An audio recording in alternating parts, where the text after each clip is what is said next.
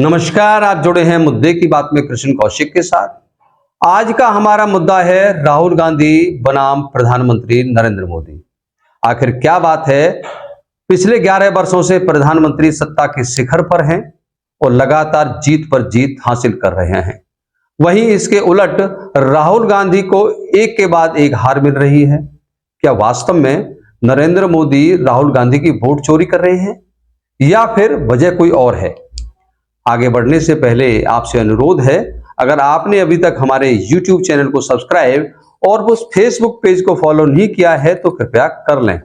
Comment box में जाकर comment जरूर करें। पोस्ट को ज्यादा से ज्यादा शेयर करना ना भूलें। जी हां, हम बात कर रहे थे राहुल गांधी को मिल रही लगातार हार की और प्रधानमंत्री को मिल रही लगातार जीत की। दर्शकों, अब चाहे नेहरू गांधी का दौर हो या फिर मौजूदा दौर हो, चुनाव हारने और जीतने में नारों का बड़ा महत्व होता है। दूसरा, जनता का नेता के प्रति विश्वास।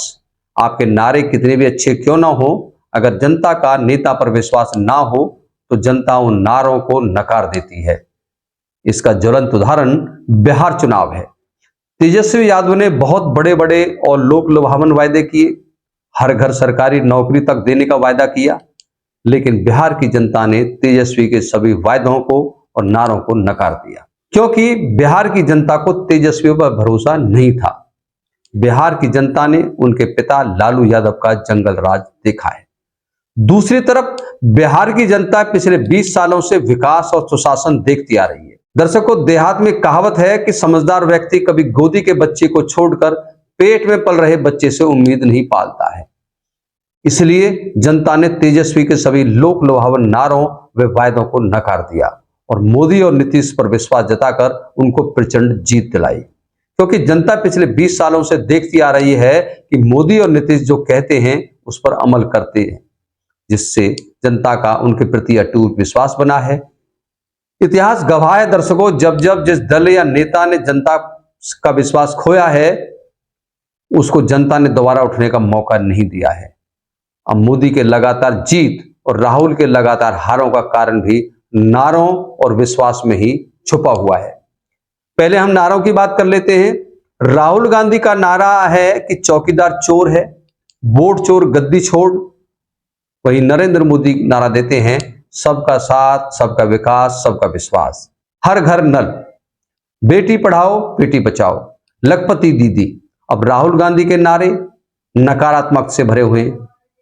राहुल गांधी के नारे ऐसे प्रधानमंत्री नरेंद्र मोदी का अपमान करते हैं जिसे देश दुनिया के नेता और जनता पसंद करती हो। वहीं नरेंद्र मोदी के नारे जनता के दिलों को छूते हैं, देश की महिलाओं, बेटियों, युवाओं का विश्वास जीतते हैं, किसान का विश्वास जीतते हैं, गरीब की उम्मीद जगाते हैं, युवा के भविष्य की बात होती है। अब दूसरी तरफ राहुल गांधी इन नकारात्मक नारों के दम पर चुनाव जीतना चाहते हैं।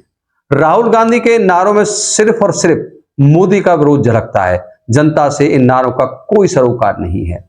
राहुल गांधी अपनी दादी के नारे भूल गए, जबकि प्रधानमंत्री नरेंद्र मोदी ने उन नारों को न केवल अपनाया बल्कि उन नारों को नयापन देकर जनता के दिलों में उतार दिया। इंदिरा गांधी का नारा होता था गरीबी हटाओ। इंदिरा गांधी की महत्वाकांक्षी योजना थी इंदिरा गांधी आवास योजना।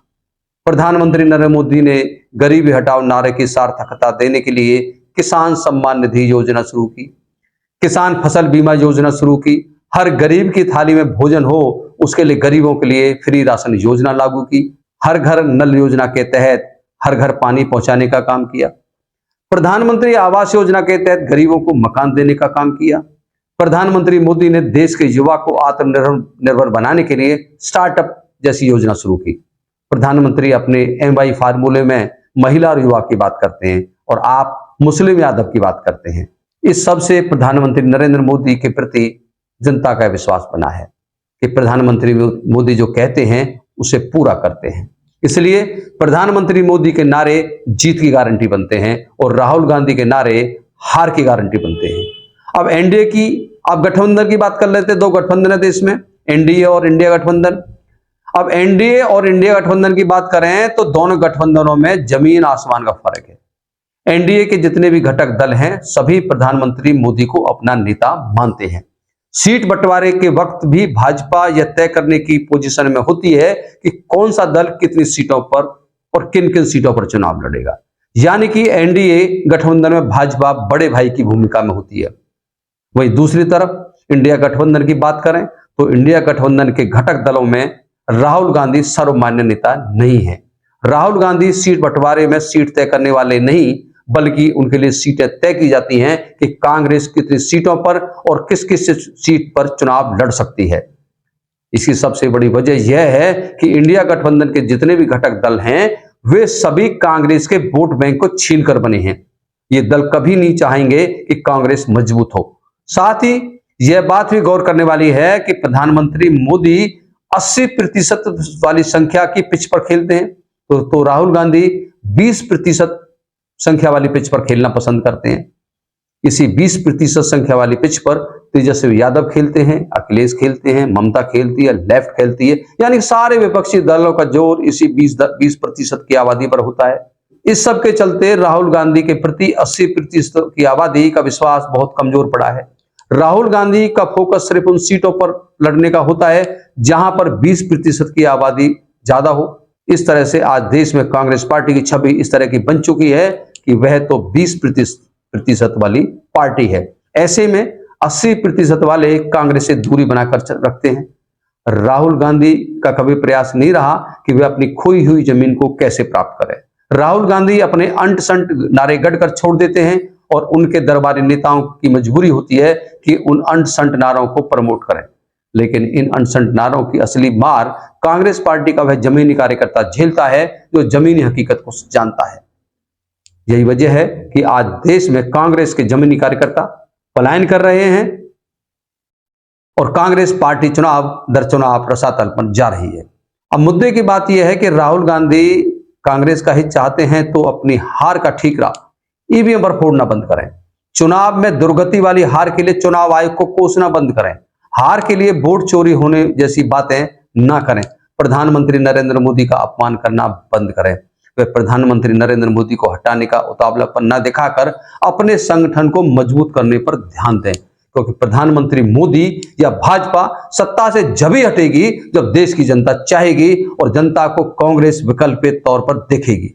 राहुल गांधी को भाजपा से सीखना चाहिए कि कभी एक सांसद वाली पार्टी आज देश दुनिया की सबसे बड़ी पार्टी कैसे बनी और पिछले 11 सालों से सत्ता के शिखर पर कैसे है। अगर आप चाहते हैं कि कांग्रेस पार्टी मजबूत हो तो आप अपनी पार्टी के संगठन को इस लेवल पर तैयार करें कि पार्टी देश के आम चुनावों में कम से कम 400 सीटों पर चुनाव लड़ने की स्थिति में हो। उम्मीद करते हैं राहुल गांधी हमारी इन बातों को सकारात्मक लेंगे और अंट संट नारे गढ़ने और बोलने को छोड़कर अपने संगठन को मजबूत करने पर ध्यान देंगे। आप जुड़े हुए थे मुद्दे की बात में कृष्ण कौशिक के साथ। हमारे साथ जुड़े रहने के लिए आपका बहुत बहुत धन्यवाद।